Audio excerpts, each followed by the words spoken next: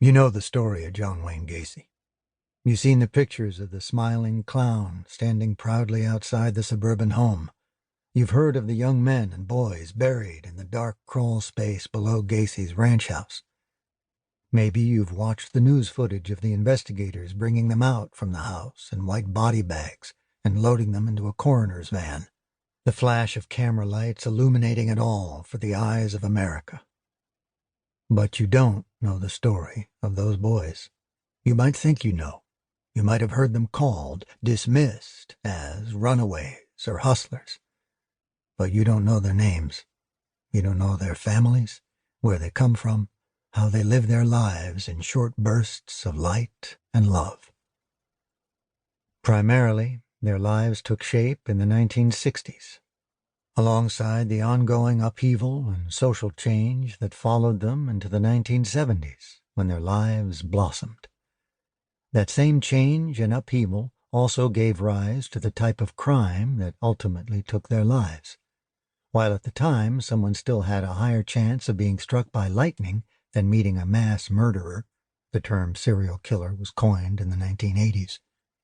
These crimes commanded national attention in ways that inflated their magnitude and frequency in society. In the 20th century, Chicago, where most of these boys came of age, had already earned a reputation with its many gangsters and headline murders, including the St. Valentine's Day Massacre of 1929 or the case of Leopold and Loeb in 1924.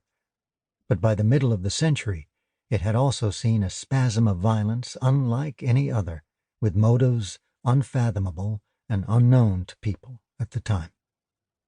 James Degnan and his wife, Helen, woke on the morning of January 7th, 1946. They went to check on their 6-year-old daughter, Suzanne, who had not emerged from her bedroom inside the family's large home on Kenmore Avenue in the neighborhood of Edgewater, immediately north of Uptown on the city's north side.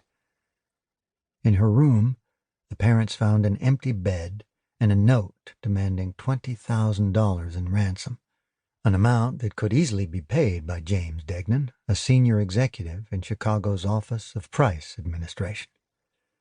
Some say police acted on an anonymous tip. Others say they were working merely on hunches. Whatever it was, it led them to a nearby sewer drain, where they found Suzanne's head.